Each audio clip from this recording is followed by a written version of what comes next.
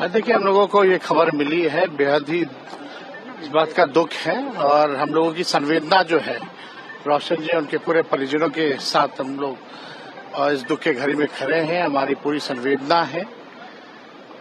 अब हत्या हुई है, कैसे मृत्यु हुई है, ये जांच का विषय है और ये अंतर्राष्ट्रीय इशू है। अभी तक शायद पोस्टमार्टम का जो है रिपोर्ट जो है अभी तक आया नहीं है, जहां तक हमारी जानकारी के अनुसार। लेकिन जिस प्रकार से अभी शिक्षा के क्षेत्र में इस तरह का काम हो रहा है, ये बेहद ही दुख की बात है।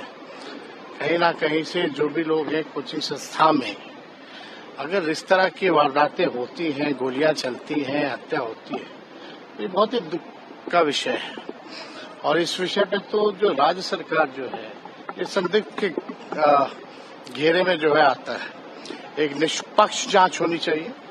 भारत सरकार, बिहार सरकार को मिलकर के नेपाल सरकार के साथ एक गंभीर जांच करनी चाहिए और जो भी दोषी है उस पर कार्रवाई होनी चाहिए। मंत्री फिर से बंगले को लेकर के सवाल उठा रहे हैं, कह रहे हैं कुछ मंत्री हैं बिहार सरकार। वो आप जानो भैया, हमको कोई मतलब नहीं इस चीजों से।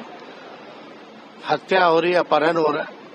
रिशु वाले मामले में बड़े से बड़े घोटाले हो गए, बड़ी से बड़ी मछलियां जो है उनको बचाने का काम किया जा रहा है।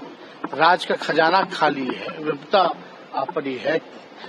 बिहार में आप देखिएगा, छात्र जो है, नौजवान जो है सफर कर रहे हैं, नौकरियां नहीं निकल रही, ट्रेन समय पे नहीं चल रहा। सबसे ज्यादा अगर कोई भुगत रहा है तो इस बिहार के नौजवान भुगत रहे हैं। ये विषय ज्यादा इम्पोर्टेंट है। जिनको चिंता है हमारी, उनको चिंता करने की कोई जरूरत नहीं है।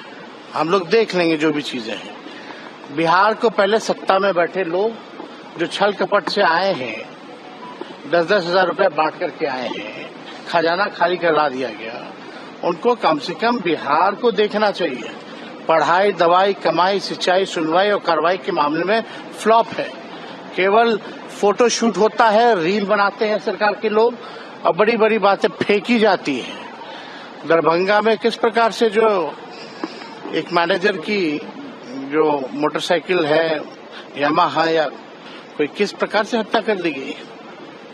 दिन दहाड़े डकैती चल रही है, चोरी हो रही है, किसान तबाह है, सिंचाई से परेशान है।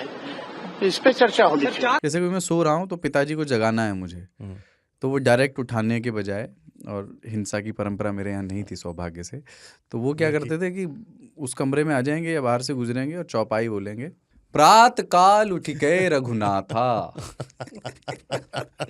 मात पिता गुरु नावही माता। कभी कभी मैं गुस्से में उठ करके अरे पापा चरण स्पर्श किया और सो गया। मैंने कहा अब मत उठाना।